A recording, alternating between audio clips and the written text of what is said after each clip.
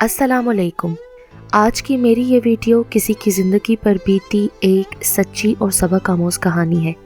Video शुरू होने से पहले मेरे YouTube channel Urdu centre plus को सब्सक्राइब करके बेल नोटिफिकेशन को ऑन कर दें ताकि आपको मिलती रहे तमाम चैनल अपडेट्स। आप मेरी वीडियोस को ज़्यादा से ज़्यादा शेयर कर सकते हैं। अब आप मुझे ट्विटर, फेसबुक और इंस्टाग्राम पे भी फॉलो कर सकते हैं। बोल जमाले, उधर शहर में जाके मारे को भूल तो ना जावेगा? बड़ा आदमी बनकर मारा नाम ते याद होवेगा ना? वो आंखों में तैरती नमी को दुपट्टे के पल्लू से साफ करते बोली। जमाल उसकी गंभीर सी आवाज़ पर चौंका और मुस्कुराते हुए बोलने लगा, अरे नहीं भूलूंगा शब्बो, तू फिक्र काहे को करती है, रोती काहे को है?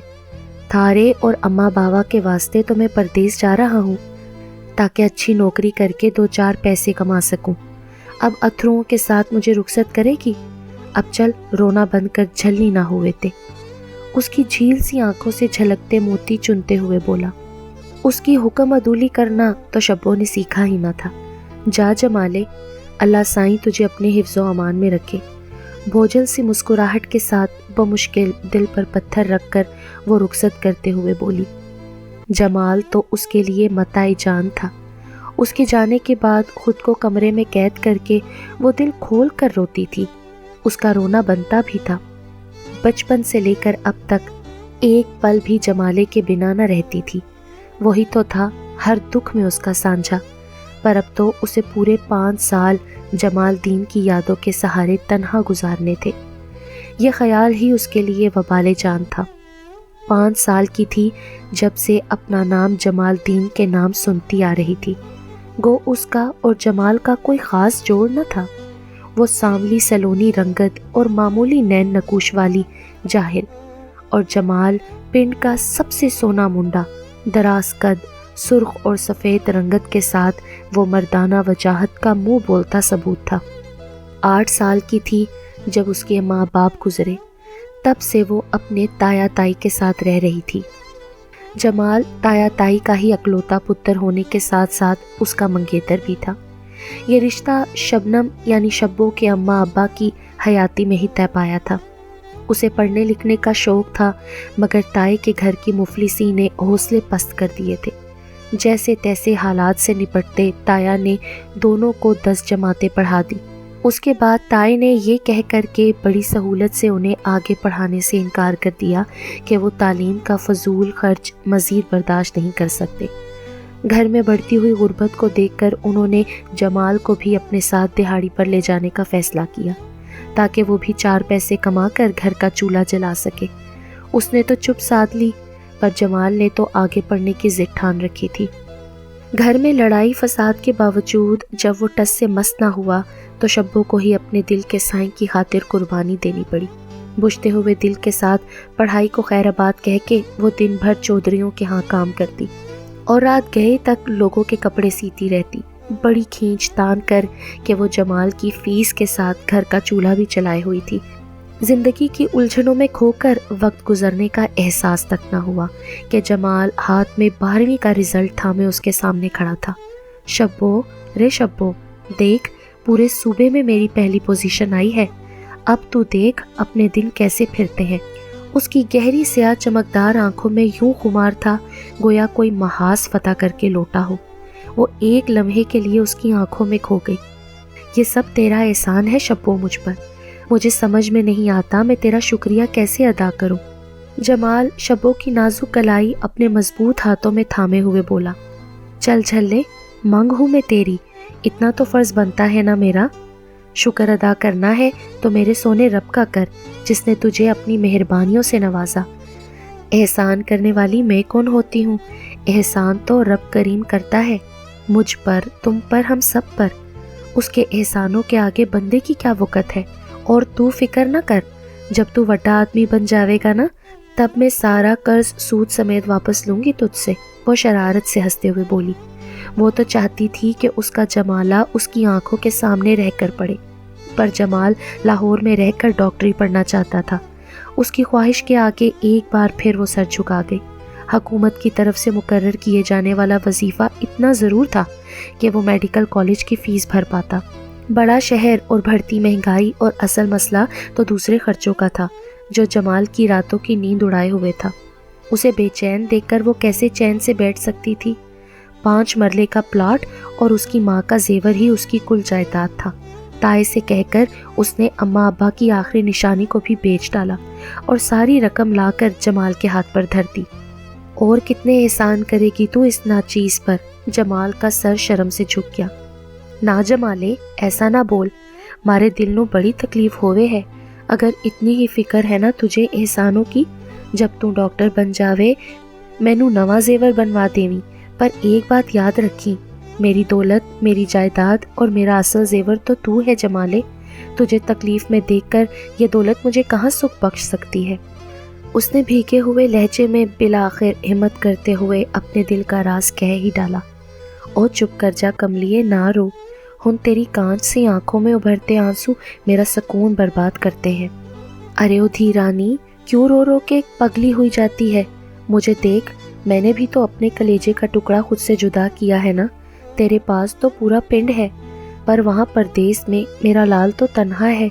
अल्लाह जाने कहाँ रहता होगा, कहाँ से खाता होगा। शहर की हवा उसे रास भी आएगी या नहीं। ताई की बूढ़ी कमज़ोर आंखों से आंसू रवा हो गए। ताई की अपनायत पाकर वो फूट फूट कर रो पड़ी। अम्मा, मैं पूरे पिंड का क्या करूं? मेरी तो पूरी दुनिया जमाले में ही बसती है। आखिर 5 साल पूरे हो ही गए। वो मुंह पर ताला लगाए अपनी जिम्मेदारियां निभा निभा कर ढह सी गई थी। जब जमाल आता तो उसके बेरंग चेहरे पर धनक रंग बिखर जाते और जाते वक्त वो उसकी सी आंखों का समंदर पानी से लबरेज कर जाया करता था। वो जमाल के सामने अश्क बहाकर उसका रास्ता खोटा नहीं करना चाहती थी, पर ना चाहते हुए भी कुछ बागी आंसू उसके ज़ब्त को दगा देकर गालों पर छलक जाते। उसके आंसुओं से तो अब जमाल को चिढ़ होने लगी थी। देख शब्बू, हर वेले झल्ली ना बनाकर, कुछ ते अकल नू हाथ मार। वो दुरुस्त लहजे में कहता हुआ हर बार उसके जज्बात मजरू करके चला जाता। आज उसके लिए अरूज का दिन था, उसका मताए हयात जो आज डॉक्टर बनकर हमेशा के लिए लौट रहा था। शबनम के पैर तो ज़मीन पर टिकाए ना टिक रहे थे। आखिरकार इंतज़ार की तवील घड़ियां ख़त्म हो गई। डूबता हुआ सूरज उसे एक रोशन शाम की नवीद देखकर रुखसत हो गया। शाम ढले घर के सोने आंगन में जमाले ने अपने कदम रखे। डॉक्टर बनकर तो जमाल का रख रखाव ही बदल गया था। वो खिड़की की आड़ में सर से लेकर पांव तक बगौर उसको देखने लगी। जमाल की निगाहें अपनी ओर उठता देखकर उसने फौरन अपनी लंबी पलकें झुका ली। पिंड का सबसे सोना मुंडा तो वो पहले ही से था, अब तो तालीम ने उसका हुस्न मजीद निखार दिया था। शबनम की निगाहें बार बार फिसल कर उसके उजले रोशन चेहरे का तवाफ कर रही थी, जो सब कुछ भुलाए उसकी हस्ती से बेखबर ताया और ताई के साथ गप्पे हाँकने में मसरूफ था।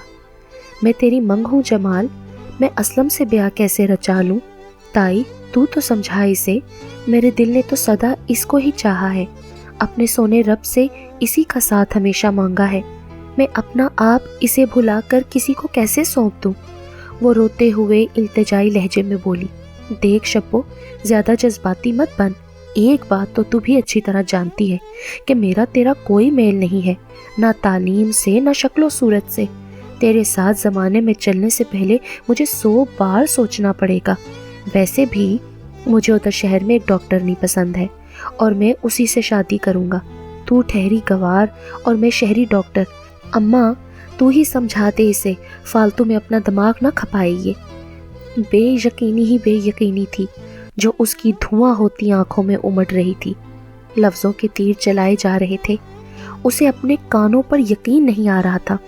वो तो अरसे से खुद को भूखा रखकर अपनी एक एक पाई जमाल पर लुटाती चली आई थी कि बदले में वो उसे अपनी मोहब्बतों और चाहतों से माला माल कर देगा। कोई इस कदर एहसान फरामोश कैसे हो सकता है? वो बमुश्किल दीवार का सहारा लेकर खड़ी थी। क्या कुछ नहीं, उसने जल्दी से लब भींच लिए। वो चीखना चाहती थी, इंसाफ की भीख मांगना चाहती थी, लोगों को चिल्ला चिल्ला कर उसकी बेमुरवती के किस्से सुनाना चाहती थी, पर मजीद बेवकत होना गवारा ना था।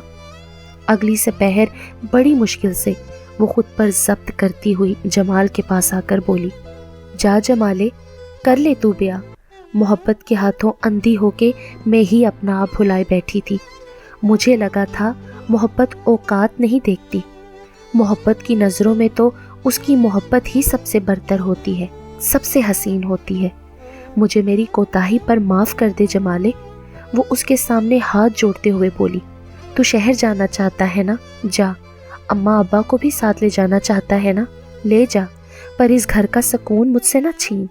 میں اس گھر میں تیری یاد کو محسوس کر کے پوری زندگی تنہا بتا لوں گی۔ جیسے تیری مرضی شبو، پر میں تیرا قرض نہ اگلے ہی ہفتے چکتا کر دوں گا۔ ابھی تو رہ اس گھر میں، میری بیوی کے آنے سے پہلے میں خود تجھے اپنے ہاتھوں سے تیری رخصتی کر دوں گا۔ تیری اور آزمائش نہیں بنوں گا شبو، بے دردی سے کہتے ہوئے وہ دروازہ پار کر گیا۔ شبنم آنسو صاف کرتے ہوئے کمرے میں داخل ہوئی، اپنی ڈائری کھول کر چند سطریں تحریر کی۔ کاش میرے ماں باپ بھی زندہ ہوتے تو آج میں بھری دنیا میں تنہا نہ ہوتی۔ اس نے لاچاری سے سوچا کہ زخموں پر مرہم لگانا تو درکنار، تایا تائی نے یوں رخ پلٹا کہ وہ اس کے قریب آ کر بھی نہ بیٹھے۔ اسے محسوس ہوا ابھی کسی بھی پل دل پھٹے گا، دھڑکنیں رک جائیں گی۔ صرف محسوس نہیں ہوا، سچ میں اس کی دھڑکنیں رک چکی تھی۔ روٹی کا پیڑا پسینہ ہوتے ہاتھوں سے پھسل کر دور جا گرا۔ درد کی شدت سے دل پر ہاتھ رکھتی وہ وہیں ڈھہ گئی۔ تائی نے کچھ ہوش میں لانے کی کوشش کی، پر وہ وہاں ہوتی تو سنتی نا، وہ تو کب کی ان سے روٹ کر کہیں اور جا بسی تھی۔ جمال دین، بڑے ہارٹ سرجن بنے پھرتے ہو نا تم، اس لڑکی کے دل تک تو نہ پہنچ پائے جو بچپن سے تمہارے ساتھ رہ رہی تھی۔ کیسے چارہ کر ہو تم جو درد کا علاج جاننے کے باوجود مجھے خود موت کے منہ میں دھکیل کر چلے گئے۔ محبت میں اپنی خواہشیں نہیں دیکھی جاتی، اور دیکھ، میں نے خود کو بھلا کر تیری خواہش کا احترام کیا ہے۔ تیری آخری خواہش بھی جلد پوری ہو جائے گی، تو فکر نہ کر۔ جمالے، تو ہی اپنے ہاتھوں سے مجھے اس گھر سے رخصت کرے گا۔ سچ ہی تو لکھ گئی تھی وہ، اسی نے تو اپنے ہاتھوں سے اسے قبر میں اتار کر گھر سے تو کیا اس دنیا سے بھی رخصت کر دیا۔ جمالے، تو بڑا مان سے کہتا ہے نا میرا قرض چکا دے گا، تو بتا میرے کون کون سے قرض چکائے گا؟ میرے تو تجھ پر اتنے قرض باقی ہیں کہ انہیں چکاتے چکاتے تیری ہستی فنا ہو جائے گی۔ میں لاکھ گوار سہی، پر اتنی کم ظرف نہ تھی کہ تیری خاطر دی گئی اپنی ایک ایک قربانی زمانے بھر کو گنواتی پھرتی۔ جمال کی آنکھوں میں بے اختیار آنسو آ گئے۔ اس نے کانپتے ہوئے ہاتھوں کے ساتھ ڈائری کا اگلا صفحہ پلٹا۔ تو سنو صاحب، یہ میرا دعویٰ ہے تم سے، اب کی بار جو تم لوٹو گے میں تمہیں نظر بھی نہ آؤں گی۔ لبوں پہ کوئی شکوہ ہوگا، نہ آنکھیں اشک بہائیں گی۔ میں خاموش ہو جاؤں گی، میرا ہر لفظ پھر تمہیں ستائے گا۔ وہ ٹھیک تو کہہ گئی تھی، اسے اونچی اڑان اڑ کے بھی کیا ملا۔ ڈاکٹر عالیہ کو کھاتے پیتے گھرانے کا کیپٹن آلیان اس قدر بہتر لگا تھا کہ اسی وقت وہ اسے چھوڑ کر لندن جا بسی تھی، جب وہ اس کے لیے شبنم جیسی پرخلوص لڑکی کی چاہت کو دھتکار رہا تھا۔ سارے ملال تو اب جمال کے حصے میں آئے تھے، احسان فراموشی کا ملال، شبنم کے قتل کا ملال، محبت کی ناقدری کرنے کا ملال۔ پر اب پچھتاوے کا کیا فائدہ؟ نہ اب وقت پیچھے جا سکتا ہے، نہ شبو واپس آ سکتی تھی۔ وہ اداس ہوتا بے بس ہو کر بیٹھ گیا۔ باقی کے آنسو بھی اسی کے حصے میں آئے تھے۔